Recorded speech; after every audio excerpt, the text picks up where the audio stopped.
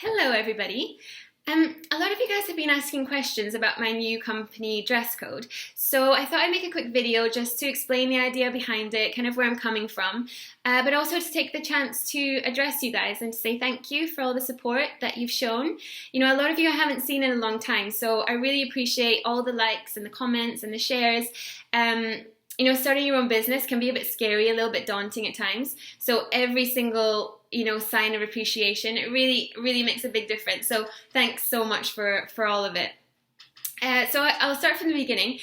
Most of you know, or some of you might not know, I've always been interested in design. So I studied fashion design at Parsons, Paris. And then once I graduated, I moved to London, where I am now, where I began working for a company called Roland Murray, who does really beautiful dresses, most famously for Victoria Beckham or Kate Middleton.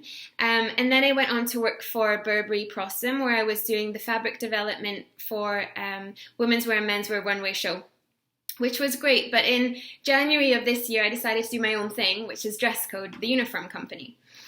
So where did it all begin?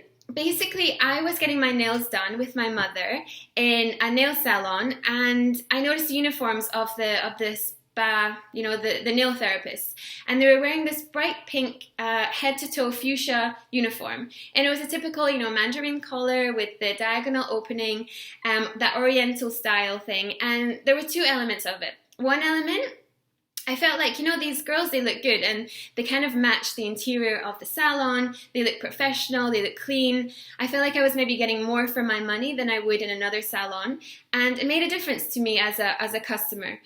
But then at the same time, I felt like, the fabric was that really ugly polyester fabric that kind of sticks to your skin. It doesn't really allow you to move very well. And then that style, that Mandarin Oriental thing, I feel like it's so outdated and it's not even that flattering. And I feel like it's just everywhere. There's nothing new happening.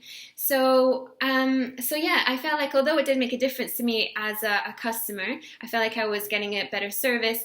I felt like it could be really improved upon. So that was a seed planted in my head. And then everywhere I went, I started to see more and more uniforms, and bad uniforms, There was another uniform in a cafe, and it was a girl who was wearing, it was like a side hat, and she was wearing a bow tie and a waistcoat and a weird apron thing, and she just looked really silly, and I could tell that she felt uncomfortable. I felt uncomfortable for her.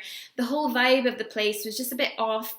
I never went back. I would never recommend anyone to go there, and I think a big element of that was that the staff, they were feeling really uncomfortable and they were kind of giving a bad vibe to the customer, and I think it makes a big difference. So yeah, at DressCode, what I want to do is I want to work with hotels, spas and restaurants to reinvent the uniform industry, to make it flattering, fashionable, stylish, bring it into 2016, using interesting fabrics, also some innovative fabrics. Right now there's a lot of cool things going on with fabrics such as like antibacterial, stain resistant, things that I feel would really benefit the companies purchasing the uniforms.